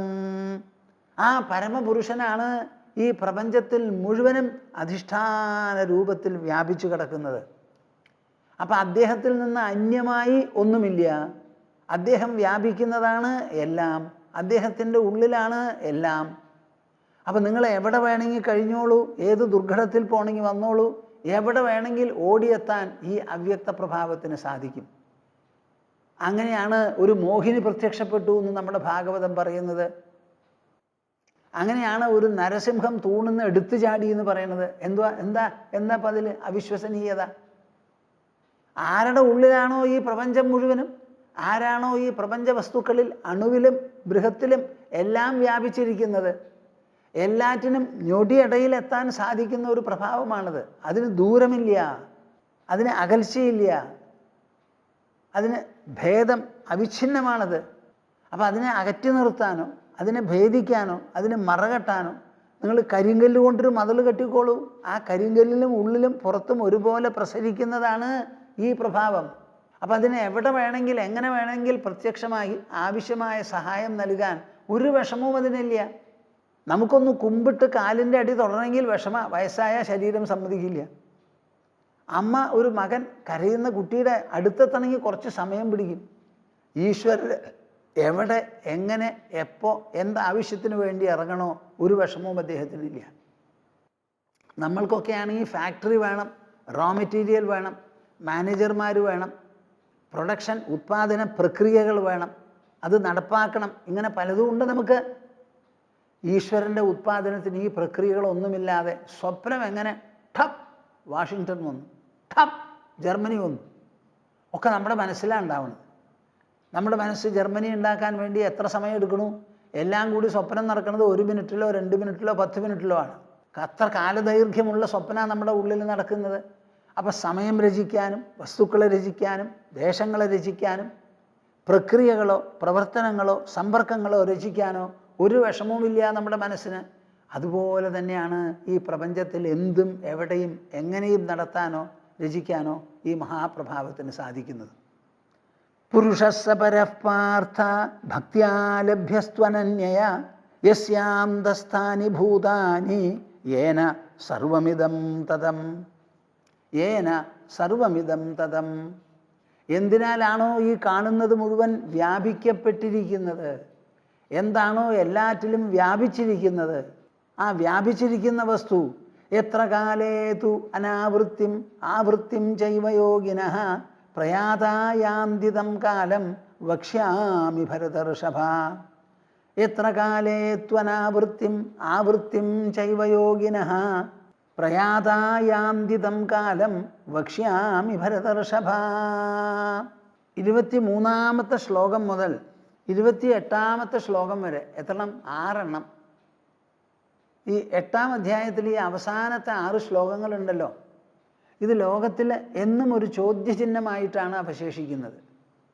എനിക്ക് തോന്നുന്നു വിവേകാനന്ദ സ്വാമി അടക്കം പറഞ്ഞിട്ടുണ്ട്, എന്താണ് കൃഷ്ണൻ ഇത് പറഞ്ഞിരിക്കുന്നത്, എന്താണ് ഉദ്ദേശിച്ചിരിക്കുന്നത് മനസ്സിലാവണില്ല, ഇതെപ്പോഴും സംശയത്തിനും ചോദ്യത്തിനും ചർച്ചയ്ക്കും വിധേയമാണെന്ന്. അങ്ങനെ ആവുന്നത് നല്ലതാണല്ലോ. എന്തെങ്കിലും ഒരു വിഷയം ചർച്ച വിട്ടു പോകണില്ലെങ്കിൽ അപ്പോഴാണ് നമ്മുടെ മനസ്സിനെ ഗ്രസിച്ചിരിക്കുക. ഈ കുട്ടികളൊക്കെ ചെറുപ്പത്തിൽ സ്നേഹമുള്ള ആളെ എപ്പോഴും വിചാരിക്കുമെന്ന് പറയും. നമ്മുടെ ബുദ്ധിയിൽ എന്തെങ്കിലും ഒന്ന് തങ്ങി നിൽക്കണമെങ്കിൽ അത് ബുദ്ധിക്ക് പേർത്തെടുക്കാൻ പറ്റാത്ത ഒരു മുള്ളു പോലെയാവണത്. അപ്പോഴേ ബുദ്ധി വിട്ടു പോകാതെ ഇരിക്കുള്ളൂ. ഇനി ഇവിടുന്ന് അങ്ങോട്ട് പറയുന്ന 6 ശ്ലോകമുണ്ടല്ലോ, എപ്പോഴും അത് മനുഷ്യനൊരു ചോദ്യചിഹ്നമായി നിൽക്കുന്നതാണ്. ആരും അതിന് ശരിക്കും അർത്ഥം പറഞ്ഞിട്ടുണ്ടോ എന്നുള്ള കാര്യം സംശയമാണ്. ആരും ഇതുവരെ പറഞ്ഞിട്ടില്ല എന്നാ. ഞാൻ എസെൻഷ്യൽ കോൺസെപ്റ്റ്സ് ഓഫ് ഭഗവത്ഗീത അത് പ്രതിപാദിക്കുന്ന സമയത്ത് ഈ ഉത്തരായന ദക്ഷിണായന ഗതികളെപ്പറ്റി അതിൽ പ്രതിപാദിച്ചിട്ടുണ്ട്. ഇവിടെ നിങ്ങളോട് ഞാനത് പറയാം. നിങ്ങൾക്ക് ആ പുസ്തകം വാങ്ങി വായിക്കാവുന്നതാണ്. എന്താ ഇവിടെ പറയണത്? എത്ര കാലേതു അനാവൃത്തിം ആവൃത്തിം ചൈവ യോഗിനഃ പ്രയാതായാന്തി തം കാലം വക്ഷ്യാമി ഭരതർഷഭ. കൃഷ്ണൻ ജീവിച്ചിരിക്കുന്ന കാലത്ത് നമ്മുടെ ഭാരതത്തിൽ കാര്യമായ ഒരു ചിന്താഗതി ഉണ്ടായിരുന്നു. ഈ ലോകത്തിലെല്ലാം ആവർത്തിക്കുന്നതാണ്. നമ്മുടെ വർഷം ആവർത്തിക്കുന്നു, 12 മാസം ആവർത്തിക്കുന്നു, ദിനങ്ങൾ ആവർത്തിക്കുന്നു, ആഴ്ചകൾ, പക്ഷങ്ങൾ, മാസങ്ങൾ, അയനങ്ങൾ, ഋതുക്കൾ ഒക്കെ ഇവിടെ ആവർത്തനമാണ്. നമ്മുടെ ശരീരത്തിലുള്ള രക്തം ഇങ്ങനെ സഞ്ചരിച്ച് സഞ്ചരിച്ച് വൃത്താകൃതിയിൽ സഞ്ചരിച്ചു കൊണ്ടിരിക്കുക. എല്ലാം ആവർത്തനമാണ്. നമ്മുടെ സമയഗണന ദൈർഘികമല്ല, അത് വൃത്താകൃതിയിൽ ആവർത്തന രൂപത്തിലുള്ളതാണ്. അത് ഭാരതത്തിൻ്റെ ഒരു വിശേഷതയാണ്. പാശ്ചാത്യ രാജ്യങ്ങളൊക്കെ സമയം കാൽക്കുലേറ്റ് ചെയ്യണത് ഒരു ലീനിയർ മെഷർ എന്നുള്ള നിലയ്ക്കാണ്, ഇങ്ങനെ നീണ്ടുപോകുന്ന ഒന്നായിട്ടാണ്. നമുക്ക് അങ്ങനെയില്ല, ഇതാ ഇങ്ങനെയാണ് ഒക്കെ. അപ്പോൾ ഇവിടെ പറയണു, അനാവൃത്തി ആവൃത്തി എന്ന് പറയുന്ന 2 ചിന്താഗതിയുണ്ട്. ഈ ലോകത്തിൽ മരിച്ചാൽ ആരൊക്കെയാണ് രണ്ടാമത് തിരിച്ചു വരിക, ആരൊക്കെയാണ് രണ്ടാമത് തിരിച്ചു വരാതെ ഇരിക്കുക? ഈ ലോകം മുഴുവനും ഉറങ്ങുകയാണ് എണീക്കുകയാണ്, ഉറങ്ങുകയാണ് എണീക്കുകയാണെന്ന് പറഞ്ഞു. ആ പശ്ചാത്തലത്തിൽ പറയുകയാണ് ഈ എണീക്കലും ഉറങ്ങലും എണീക്കലും ഉറങ്ങലും ഉള്ളത്. ഇതിൽ നിന്നൊരു ഗതി രക്ഷപ്പെടാൻ പറ്റുമോ അങ്ങനെ വിചാരിക്കുന്നവരുമുണ്ട്. ബ്രഹ്മാവടക്കം എല്ലാവരും ആവർത്തിച്ചു വരുന്നു, നമ്മളും ആവർത്തിക്കുമെങ്കിൽ എന്താ വിശേഷം? ഇപ്പോൾ ബ്രഹ്മലോകം കിട്ടിയിട്ട് ഒരു വിശേഷമില്ല. ആ ബ്രഹ്മഭുവനാലോകാഹ പുനരാവർത്തിനോർജുന, ഒക്കെ പുനരാവർത്തനത്തിന് വിധേയമാണ്. മാമുപേത്യതു കൗന്ദേയ പുനർജന്മന വിദ്യതേ. എന്നാൽ എന്നെ ആശ്രയിച്ച് എൻ്റെ അടുത്ത് വന്ന് പെട്ടാലോ പിന്നെ പുനർജന്മം ഇല്ല എന്ന് പറയുന്നു. അപ്പോൾ ഈ പുനർജന്മം ഇല്ലാത്ത ഒരു കാലം എന്താ, ഒരു യാത്ര എന്താ, ഒരു ഗതി എന്താ, ഒരു അയനം എന്താ? അപ്പം നമ്മൾ സമയത്തിനെയും നമ്മുടെ ഗതികളെയും 2ആയി തിരിച്ചിരിക്കുക. തിരിച്ചിട്ട് പറയുന്നു, ഇന്ന സമയത്ത് മരിച്ചാൽ നിങ്ങൾക്ക് പുനർജന്മം ഉണ്ടാവില്ല, ഇന്ന സമയത്ത് മരിച്ചാൽ ഉണ്ടാവും. അപ്പം സങ്കല്പത്തിൽ നിന്ന് അതിനെ വസ്തുനിഷ്ഠമാക്കി തീർക്കുകയാണ്. സങ്കല്പം മാത്രമായാൽ എല്ലാവർക്കും ഇത് പിടിക്കാൻ പറ്റില്ല. ഭാവനാത്മകമായി കാര്യങ്ങളെ മനസ്സിലാക്കി ജീവിക്കാൻ സാധിക്കുന്നവർ ലോകത്തിൽ ചുരുങ്ങും. ഇപ്പം നമ്മൾക്ക് സ്വർഗം നരകം നമ്മൾ ജീവിക്കുമ്പോൾ തന്നെ ഉള്ളതാണെന്ന് പറഞ്ഞാൽ ആർക്കും തൃപ്തിയാവില്ല. മരിച്ചുപോയി കിട്ടുന്നതാണ് സ്വർഗം. സ്വർഗം കിട്ടാൻ ഇന്നതൊക്കെ വേണം, നരകത്തിലേക്ക് ഇന്നതൊക്കെ കൊണ്ടുപോകും. അപ്പം നരകം ഒഴിവാക്കണമെങ്കിൽ സ്വർഗം കിട്ടണമെങ്കിൽ ഇന്ന പ്രകാരത്തിൽ ചെയ്യൂ, ഇന്ന കാര്യങ്ങൾ സ്വീകരിക്കൂ, ഇന്നത് വർജിക്കൂ എന്നിങ്ങനെ കമ്പാരിസൺ ആൻഡ് കോൺട്രാസ്റ്റോട് കൂടി എന്തും പറഞ്ഞാലേ മനസ്സിലാവുള്ളൂ. ഇതാണ് ശ്രീമദ് ഭാഗവതത്തിൽ കൃഷ്ണൻ പറഞ്ഞിരിക്കുന്നത്. ശുദ്ധ്യശുദ്ധി വിധീയേതേ സമാനേഷ്വപി വസ്തുഷു ദ്രവ്യസ്യ വിചികിത്സാർത്ഥം ഗുണദോഷൗ ശുഭാശുഭൗ. അന്ന് ഞാൻ പറഞ്ഞതാണിത് മുക്തിസുധാകരത്തിൽ തന്നെ. ശുദ്ധ്യശുദ്ധി വിധീയേതേ സമാനേഷ്വപി വസ്തുഷു. നിങ്ങൾ കേൾക്കുന്നുണ്ടോപ്പാ? സമാനേഷ്വപി വസ്തുഷു. ഈ ലോകത്തിലുള്ള വസ്തുക്കളെല്ലാം തന്നെ സമാനങ്ങളാണ്. എങ്ങനെയാ സമാനങ്ങൾ? ഒക്കെ പഞ്ചഭൂത നിർമ്മിതമാണ്. നമ്മുടെ ശരീരങ്ങൾ, എല്ലാവരുടെ ശരീരങ്ങളും ഒരുപോലെ പാഞ്ചഭൗതികമാണ്. എന്നാൽ ആ ശരീരത്തിൽ ബ്ലഡ് ഗ്രൂപ്പ് എത്രയുണ്ട്? എന്തൊക്കെ വ്യത്യാസങ്ങളാ? അനവധി വ്യത്യാസങ്ങളാ. ഒക്കെ പഞ്ചഭൂതങ്ങളാണ്. അപ്പോൾ എല്ലാം പഞ്ചഭൂതങ്ങൾ എന്ന് പറഞ്ഞ് ഒന്നിച്ചങ്ങോട്ട് പരിഗണിച്ചാൽ ഇവിടെ ഒന്നും വിവേചനം ചെയ്യാനോ കണ്ട് മനസ്സിലാക്കാനോ ഗുണദോഷം ചിന്തിക്കാനോ ഉണ്ടാവില്ല. അപ്പോൾ പിന്നെ ബുദ്ധിക്ക് എന്താ മന്ദത വന്നു? ബുദ്ധി വികസ്വരമാവുന്നത് എപ്പോഴാണ്? അർത്ഥവത്താകുന്നത് എപ്പോഴാണ്? ബുദ്ധിക്ക് ആലോചിക്കാൻ വക കിട്ടണം. ആലോചന എന്ന് പറഞ്ഞാൽ എന്താ? തുലനം ചെയ്ത് ആ തുലനത്തിൽ രൂപപ്പെടുന്ന വൈരുദ്ധ്യങ്ങളും സമാനതകളും വേറെ വേറെ തിരിച്ച് മനസ്സിലാക്കി തരണം ബുദ്ധി. ഇപ്പം മനുഷ്യൻ്റെ പ്രവൃത്തി എന്ന് പറഞ്ഞു, എല്ലാ പ്രവൃത്തിയും കൈയും കാലും ചെയ്യണതാ. അതുകൊണ്ട് പ്രവൃത്തിയിൽ ഒരു വ്യത്യാസവും ഇല്ല.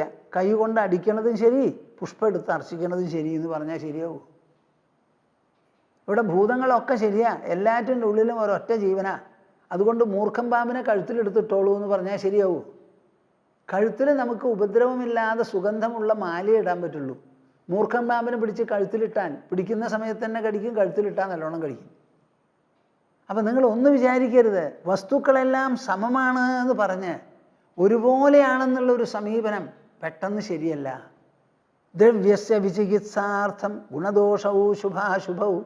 ദ്രവ്യസ്യ വിചികിത്സാർത്ഥം, മനുഷ്യൻ്റെ മനസ്സിൽ സംശയം, ചോദ്യം, അസ്വീകാര്യത, അതുപോലെ സ്വീകാര്യത, കമ്പാരിസൺ ആൻഡ് കോൺട്രാസ്റ്റ്, തുലനം ചെയ്ത വൈരുദ്ധ്യം കണ്ടുപിടിച്ചാണ് നമ്മുടെ അറിവ് വളരുന്നത്. ഇപ്പം നിങ്ങൾ കുറേ ആൾക്കാരെ കണ്ടു പരിചയിച്ചിട്ടുണ്ട്. നിങ്ങളുടെ സ്നേഹിതൻ ഒരു സ്നേഹിതനെയും കൂട്ടിക്കൊണ്ടു വന്നിരിക്കുന്നു. സ്നേഹിതൻ വന്നിട്ടുണ്ട്, കൂടെയുള്ളത് ആരാ? ഞാൻ കണ്ടിട്ടില്ലല്ലോ എന്ന് നിങ്ങൾ പറയുമ്പോൾ എന്താ അതിന് കാരണം? സ്നേഹിതൻ്റെയും ബാക്കി എല്ലാ ചിത്രങ്ങളും മനസ്സിലുണ്ട്, കണ്ടവരുടെയൊക്കെ. ആ ചിത്രങ്ങളോടുകൂടി തുലനം ചെയ്ത് നോക്കുമ്പോൾ ഈ പുതിയതായി വന്നിട്ടുള്ള ആൾ അതിൽ പെടാത്തതാണ്, അതിൽ നിന്ന് വ്യത്യസ്തമാണ്. ആ വ്യത്യസ്തത ബുദ്ധിയും മനസ്സും നിങ്ങൾക്ക് പറഞ്ഞു തരുമ്പോഴാണ് ഈ ആളെ ഞാൻ കണ്ടിട്ടില്ലല്ലോ, ഇതാരാണ് എന്ന് ചോദിക്കുന്നത്. എല്ലാവരും ഒരുപോലെയാണെന്നാണ് നമ്മുടെ മനസ്സിലെന്ന് വെച്ചാൽ ചോദ്യമുണ്ടോ? പിന്നെ സ്വന്തം അച്ഛനമ്മമാരെയും ഭാര്യയും ഭർത്താവിനെയും നമ്മൾ തിരിച്ചറിയില്ലല്ലോ എല്ലാവരും ഒരുപോലെയാണെങ്കിൽ. എല്ലാവരും ഒരുപോലെ അതൊരു സാധ്യതയില്ല. അങ്ങനെയാണെങ്കിൽ ജീവിതവും വ്യവഹാരവും സാധ്യമല്ല. അപ്പം നമുക്കിവിടെ വിവേചനം വേണം. ആ വിവേചനമാണ് ബുദ്ധിക്ക് ആഹാരം, ബുദ്ധിക്ക് ചിന്തിക്കാനുള്ളത്. അപ്പോൾ എപ്പോഴും നമ്മൾക്ക് അതാണ് വിശപ്പ് മാറലും. നമുക്ക് ഒരിക്കൽ വിശപ്പ് മാറി പിന്നെ വിശക്കണേ ഇല്ല എന്ന് വെച്ചാൽ പിന്നെ ഇവിടെ ലോകത്തിൽ മനുഷ്യൻ എന്തിനാണ് ജീവിക്കണത്? എല്ലാവരും ഇരുന്ന് തുരുമ്പ് പിടിച്ചു പോവും, ചെതല് പിടിച്ചു പോവും. അപ്പോൾ പ്രത്യേകിച്ചും കൃഷ്ണൻ പറയുകയാണ്, സമാനേഷ്വപി വസ്തുഷു, വസ്തുക്കൾ സമാനങ്ങളാണ്, ഒരുപോലെയാണ് എന്തുണ്ടെങ്കിലും ശുദ്ധി വിധീയേത, ആ വസ്തുക്കൾക്ക് ശുദ്ധി എന്നും അശുദ്ധി എന്നും നല്ലതെന്നും ചീത്തയെന്നും പറഞ്ഞിട്ടുണ്ട്. ഇപ്പോൾ പൂജ ചെയ്യണം, എന്തു വേണം? ഏത് പൂക്കൾ വേണമെങ്കിൽ എവിടെ നിന്ന് വേണമെങ്കിൽ കൊണ്ടുവന്നോളൂ എന്ന് പറഞ്ഞാൽ നിങ്ങൾ കയ്യിൽ കിട്ടിയതൊക്കെ പറക്കും, അത് കഴിഞ്ഞാൽ ഇലയും പറക്കും. അവിടെ എന്താ എഫർട്ട്? പ്രയത്നമില്ലല്ലോ. എന്ത് പൂജയാണ് ചെയ്യാൻ പോണത്? മഹാവിഷ്ണു പൂജയാണ്. അപ്പോൾ ഒരു കാര്യമുണ്ട്, തുളസി ആവാം, മിക്കവാറും വെള്ള പുഷ്പങ്ങൾ എടുക്കാം. വെള്ളയോ മഞ്ഞയോ എടുത്തോളൂ, ചുവപ്പ് എടുക്കരുത്. വിഷ്ണു പൂജയാണ് നടത്താൻ പോണത്. അപ്പോൾ വെള്ള പുഷ്പങ്ങളാവാം. ചെമ്പരത്തി, വെളുത്ത ചെമ്പരത്തി ആവാം. ശംഖുപുഷ്പമാവാം, വെളുത്തത്, നീല നിറത്തിലുള്ളത് പാടില്ല. നന്ദ്യാരവട്ടം പൂവാവാം. അങ്ങനെ നല്ല പുഷ്പങ്ങൾ മഞ്ഞയും വെളുത്തതുമായിട്ട് എടുക്കണം. ദേവീ പൂജയ്ക്കാണെങ്കിലോ ചുവന്ന ചെമ്പരത്തി ആവാം, തെച്ചിപ്പൂവാവാം. അപ്പോൾ എല്ലാറ്റിനെയും അന്വേഷിച്ച് നമ്മുടെ ക്ഷേത്രങ്ങളിൽ നവീകരണം നടത്തുന്ന സമയത്ത് പ്രതിഷ്ഠാകർമ്മങ്ങൾക്കും അവർ പറയുന്ന ചില പ്രത്യേക താമരപ്പൂവും ചില പൂക്കളുമുണ്ട്. അതിപ്പോൾ കേരളത്തിൽ ഏതോ ഒരു കുളത്തിലും ഒരു മനയിലുമുള്ള സാധനങ്ങളുണ്ട്. പെട്ടെന്ന് ഇപ്പോൾ എനിക്ക് ഓർമ്മ വരണില്ല. അത് അന്വേഷിച്ച് ചെല്ലണം, അവിടെ അത് ഉണ്ടാവണം, കാത്തിരിക്കണം, രാത്രിയെ വിടരുള്ളൂ, ഇങ്ങനെയൊക്കെ ആയിട്ട് കൊണ്ടുവരണമെന്ന്. അപ്പോൾ അത് പോയി കൊണ്ടുവരാൻ എത്ര തപസ് വേണ്ടി വരുമെന്ന് ആലോചിക്കൂ. അങ്ങനെ മനുഷ്യനെ കൊണ്ട് തപസ് ചെയ്യിക്കാനും വിരളമായിട്ടുള്ളത് അത്യപൂർവമായ സാധനങ്ങൾ തെരഞ്ഞു പിടിച്ച് കണ്ടുപിടിച്ച് കൊണ്ടുവരുമ്പോൾ ആ പൂജ ചെയ്യുന്ന ആൾക്കും പൂജയ്ക്കും തപസ് കൂടി, വില കൂടി. കണ്ട മരത്തിൻ്റെ നീറോലിയാണ്, കണ്ട മരത്തിൻ്റെ ഇലയൊക്കെ പറിച്ചു കൊണ്ടുവന്നിട്ട് നിങ്ങളങ്ങോട്ട് പൂജ ചെയ്യൂ എന്ന് പറഞ്ഞാൽ ആ പൂജയ്ക്ക് ഒരു വിലയുണ്ടാവില്ല. കളെഴുത്തുണ്ട്, ആ കളെഴുത്തിനോ ഇന്ന ഇല കൊണ്ടുവരണം, വാകയുടെ ഇല വേണം, വേറെ ഒന്ന് വേണം, അത് പൊടിച്ചത്, അത് ഇന്നതേ പാടുള്ളൂ. അപ്പം ആ വ്യവസ്ഥയിലാണ് നമ്മുടെ സിവിലൈസേഷൻ ഉള്ളത്. കണ്ടത് മുഴുവൻ പറക്കിയെടുത്താൽ അവിടെ ഒരു പുരോഗതിയും ഉണ്ടാവില്ല. അപ്പോൾ സാധനങ്ങൾക്ക് ശുദ്ധിയും അശുദ്ധിയും കൽപ്പിച്ചു കൊടുക്കുന്നത് എന്തിനു വേണ്ടിയിട്ടാണ്? വിചികിത്സാർത്ഥം ഗുണദോഷവും ശുഭാശുഭവും. ഗുണം ദോഷം, ശുഭം അശുഭം, ഇതൊക്കെ നമ്മുടെ മനസ്സിനും ബുദ്ധിക്കും ഒരാധാരമുണ്ടാക്കി കൊടുത്ത് അതിലൂടെ വിവേചനം വളർത്തി കാര്യങ്ങൾ വേർതിരിച്ച് കൊണ്ടുവന്ന് ആ തപസ്സിലൂടെ മുൻപോട്ട് പോകാനാണ്.